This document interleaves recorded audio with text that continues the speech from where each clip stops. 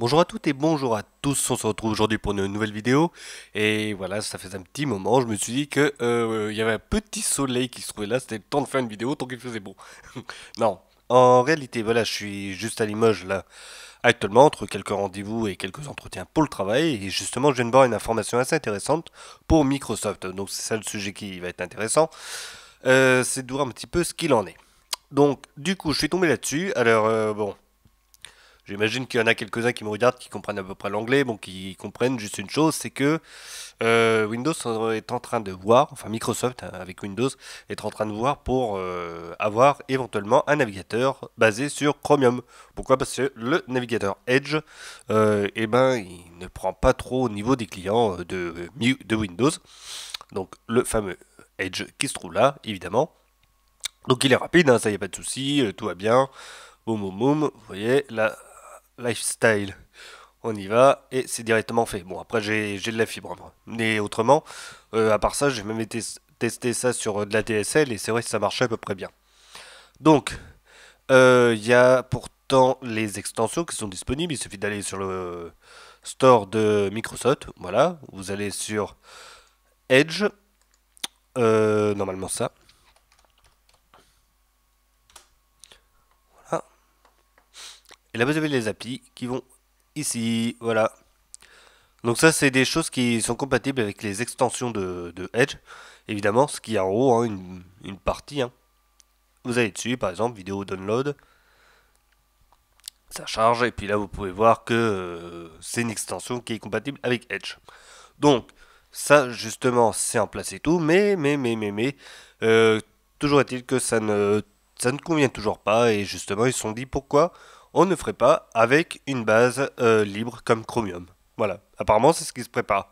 Alors attention, là, ça, la formation a date du 3 décembre.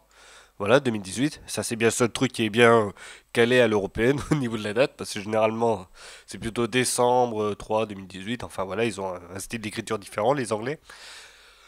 Et si on regarde la suite, bah voilà, donc Edge apparemment c'était sur de l'HTML et tout, bon bah voilà, ça je savais pas tout, hein, évidemment, mais c'était à peu près écrit comme ça, et après, suite à ça, apparemment ils veulent justement mettre Chromium à la place, en fin fond justement de leur navigateur, et remplacer Edge par la suite avec ce nouveau navigateur.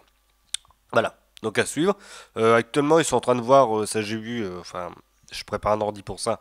J'ai vu, sont en train de voir l'interface, l'interface graphique. Ils sont en train de la remodeler. Toujours pas d'onglet sur le navigateur de fichiers, donc ça c'est pour le moment c'est toujours dead comme on dit. Mais la grosse nouveauté que j'ai vue, bah, c'était ça, le fait qu'ils veulent utiliser Chromium.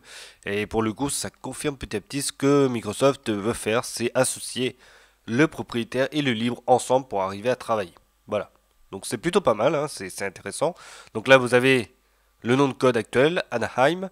Donc ça, c'est ce qu'ils ont donné comme nom de code pour pouvoir identifier ce fait de justement remplacer Edge par un navigateur base Chromium. Donc, comment ils vont l'appeler, ça on verra plus tard. Hein, pour le moment, on a le nom de code qui est comme ça et par la suite, on verra ce qu'il en est. Toujours est-il que ça, c'est une information que je viens de voir. On est sur Windows Central, hein, c'est quand même un site à peu près sûr, hein, quand même. Mais, on attend de voir justement ce qui va en suivre par les builds qui vont sortir. Voilà. Donc, ça, c'est la petite info. Je voulais vous en faire enfin, vous en faire euh, part. Voilà, c'est ça le mot. Et vous en parler justement vite fait par rapport à tout ça. Donc, du coup, le bilan de tout ça, c'est apparemment que Windows compte refaire un nouveau navigateur. Maintenant, reste à savoir, est-ce que justement ce navigateur va être aussi bien que ce que l'on a là avec Chrome ou Firefox ou d'autres. Voilà, j'ai oublié enfin, Vivaldi, tout ça, tout ce que vous voulez, Opera. Est-ce que ça va être aussi bien que cela? Parce que généralement, quand on est sur un navigateur, on y reste. Enfin, moi, je suis sur Mozilla, il y a Vivaldi que j'ai bien aimé aussi, j'ai utilisé pas mal de temps. Chrome, j'utilise pas, voilà. Très peu, hein. S'il y a un ordinateur avec Chrome, je vais l'utiliser, c'est pas grave. Mais j'utilise pas, mais sinon, Mozilla, il me va très très bien. Chrome, j'ai regardé, il va très très bien, c'est très puissant, c'est impeccable. Hein, à n'en pas douter, il y en a plein qui l'utilisent et qui diront exactement la même chose. Opera, bon, il est un peu moins connu, mais il fonctionne très bien aussi. Vivaldi, qui est sur une base Opera, donc moi qui l'avais utilisé, je trouve qu'il est énorme au niveau des fonctionnalités et tout. Donc pour un geek aguerri, c'est vraiment super. Allez voir justement Vivaldi si vous ne le connaissez pas trop. J'avais fait une vidéo auparavant et en plus c'est mis à jour il n'y a pas longtemps avec des nouvelles fonctionnalités. Mais pour Edge, du coup, apparemment, c'est la mort de Edge qui s'annonce et on va peut-être voir arriver un nouveau navigateur qui va peut-être enfin trouver des preneurs entre guillemets. Parce que, mis à part ça, Edge qui est là, ça marche tel quel. Et il y a beaucoup de choses justement où il y a des bugs quand même. Donc là, il n'y a pas de souci. Là, je vais voir les infos.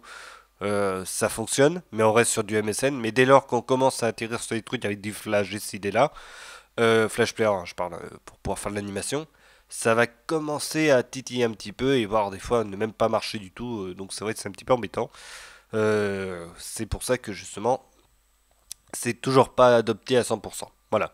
Malgré qu'il y ait la possibilité d'avoir tout ça, il est quand même assez complet, hein. Ils ont travaillé, travaillé, travaillé dessus, ils sortent une nouvelle version et en fait ça convient toujours pas. Donc qu'est-ce qu'on va faire par la suite? Voilà. Donc à suivre tout ça, mais en tout cas ça s'annonce intéressant pour les, pardon, pour les nouveautés. Ce sera peut-être pas à mon avis pour la prochaine mise à jour, peut-être dans un an on l'aura, hein, je pense.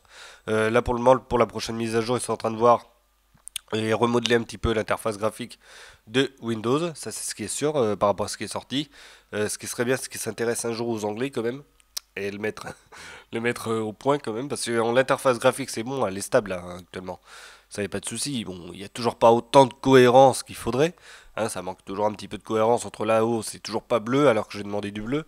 Mais sinon, sinon c'est pas trop grave quoi. Il faudrait que je décale comme ça et encore, il y a un problème, il n'y a même plus de transparence.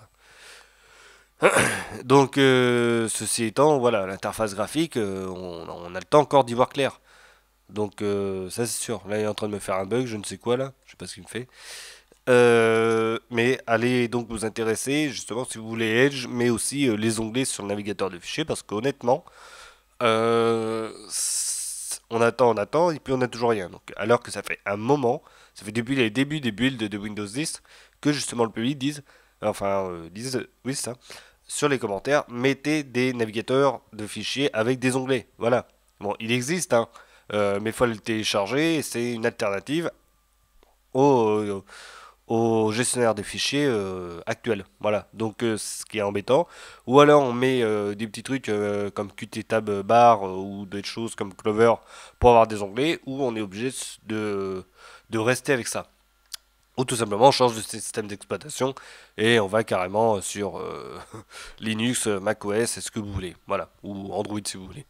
Donc, voilà pour ce qu'il en est. J'espère que ça vous aura plu pour la vidéo, la petite info surtout.